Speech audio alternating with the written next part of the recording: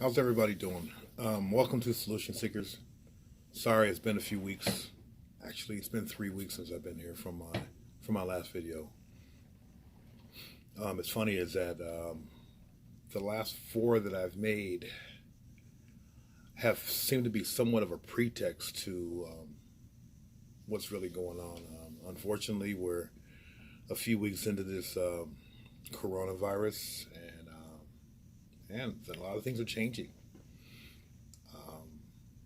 I know I'm at work right now. This is the first time I've been working in a couple of weeks, and they're still not ready for it. So I can't get access. We're trying to scan a lot of books because I work at an academic library, and as many of you who may or may not know, that all education has been transferred over to online. So what we're doing now is taking all the textbooks, scanning them, and then giving them to the professors in which they can pass it along to the students.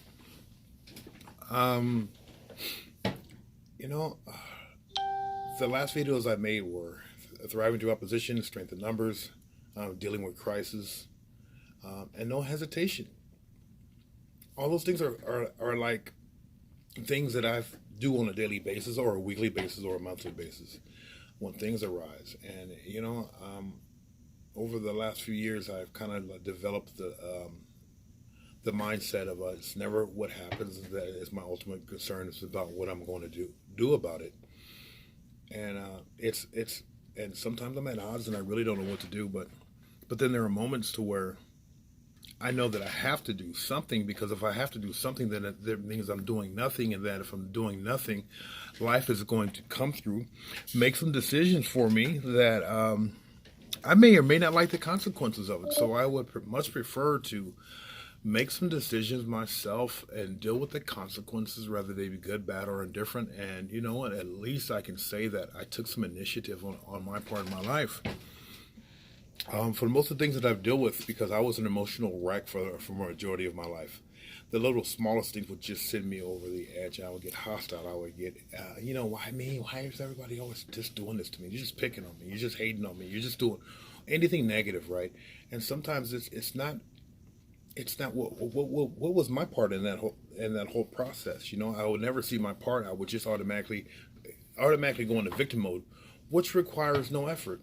The hard part is going into that victor mode, or that emotional mind, or that survivor mode, where you don't have the time, the patience, or the time, or the ability to try to do anything and just deal with the situation such as been presented to you. Like right now today, with a heavy heart. I get the news reports and I hear about all these people dying, man. You know what? A lot of this stuff is, it's people die every day, man. But this is something that we've never in this lifetime have had to deal with. And not here in the United States and most of the first world countries, because our structure is set up to where we're protected to a greater or lesser degree. And this is why a lot of people, I think, that are really in a mindset of indecision and really don't know what. I mean, I went to the store last week. I mean, I think it's after the first few days, and I was sitting there. This older woman, she asked me if I wanted a cart, and I was just like, no, I'm only coming in here to get a few things, because I'm just going to get what I really need in the immediate and save the other stuff for the other people. I'm 51 years old. I'm in the group, but I'm healthy. I don't eat food. I weigh a little bit too much. I can let my body eat off some. But, I still had food at home. I let the people who probably need it more than I do. I'm a survivor. I've survived all kinds of stuff, and we're going to survive this. I'm a firm believer in that humanity is very crucial and very important. The human spirit has endured all kinds of travesties, obstacles, surmounting odds, and yet people have survived it. And this is just another token of that. Dealing with crisis, strength in numbers, the opposition, right on point on a lot of things. That's why I'm just like in this environment. I'm like, I hate to say this, but I feel like I'm thriving to some degree because I'm not allowing it to affect me like that. and I'm thankful for that. I'm seeing a lot of my friends who are hurting, for whatever reasons or what might happen. But I don't, I'm a person who has a lot of faith, and God has got me through so much, and I like to believe that God will continue to do so as long as I stay willing in my own personal life. But it takes some actions on my part.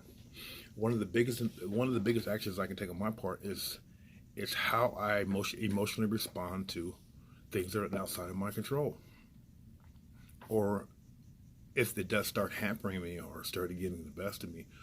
My resolve at that moment is, what can I go do how can I go add some quality and value to somebody else? If I can do that, that means that when I'm not focusing on myself, because it's not about me. I'm just one individual. I like to think that one individual person can only do so much, but collectively, with the strength of numbers, with everybody collectively, there's nothing that can't be conquered. There's nothing that can't be handled. Each one, reach one, teach one, educate one, and help the next person out. That was when I was growing up. That was something that I seen a lot in our neighborhoods and communities. But these days, it's just all about me. Until something like this happens. Now you're going to maybe I should know who my neighbors are. Maybe I should greet people more affectionately. Maybe I should try to express some love in all my affairs, if that's possible for some people. That's what I've been trying to work on for the last few years, expressing love in all my affairs, doing more good than harm. And I'm not perfect. I have my faults. I have my defects of character, but they don't define me. My actions do. And my actions are more good than bad. And there's nothing that I wouldn't do to try to help somebody else, especially even more so when I'm having a hard time. It's like all this week I've been doing a lot of paperwork, schoolwork, people losing their jobs. Been doing resumes for a lot of people so they can just try to do what they can to try to get some employment so they can keep some money on this. This is all before the stimulus package which was approved yesterday. But still, who wants to rely on the government? Who wants somebody? Some of us has been working. Some of us have been working so long that having a job is somewhere to go. Having some independence and not being dependent on this or that. It's a form of self-confidence, self-awareness, self-fulfillment. I'm the same way. I just wanted to chime in and just. I hope that everybody's just dealing with the situation the best that they possibly can. It's not easy, but just remember that it's doable. If you don't think that it's doable, surround yourself with some people that do. Maybe you should set up some Zoom meetings with some of your friends who have dealt with a lot of tragedies and obstacles and hurdles in their lives, and who can maybe possibly just, if not inspire you, but man, give you some willingness just to make it through the day. Because if one day is too long, just 15 minutes is always doable. I said in 2012 that one day is too long, but I can do 15 minutes. I can endure whatever I have to go through just for the next 15 minutes. And almost 8 years later, I'm still here. So it's, I would just like to say, man, depend on the people who are a little stronger than you. But pull from that, We all have our gifts and abilities, but we all have a certain amount of greatness within us. And we all have special skill sets. So let's just try to embrace those skill sets and try to grow as people, because these are some trying times.